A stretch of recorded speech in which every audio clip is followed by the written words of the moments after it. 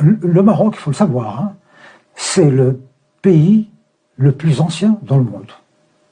Le Maroc existe depuis 12 siècles. Alors la France existe depuis 1000 ans. Voilà, donc il existait dans la forme actuelle, hein, donc sultan, donc c'est un vieil État. C'est un vieil État qui a toujours été très puissant. Puis il a colonisé toute l'Afrique du Nord, quasiment jusqu'à l'Égypte, et il a colonisé l'Espagne. Et là, c'était un État, un empire, jusqu'au Sénégal, très puissant. Et bon, voilà.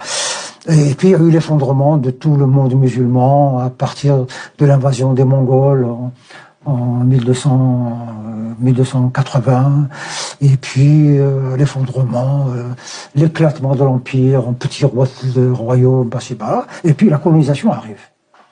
Voilà. Alors, la France n'a pas colonisé le Maroc, pourquoi? Mais parce que c'est un grand État. C'est facile de coloniser des petits trucs qui n'ont pas d'histoire, mais coloniser un État, c'est très difficile. Par exemple, si l'Allemagne avait voulu coloniser la France, elle n'y serait jamais arrivée. Parce que c'est un vieux pays, constitué. C'est pas possible. On peut l'occuper momentanément, mais pas le coloniser, c'est-à-dire lui enlever sa culture, en mettre une de rechange. C'est impossible. Et puis, je crois que à l'époque, les dirigeants français ont été sages, en disant le pays existe, on peut pas. Il a ses institutions, il a depuis toujours. Oui, c'est Lyotet qui. Voilà.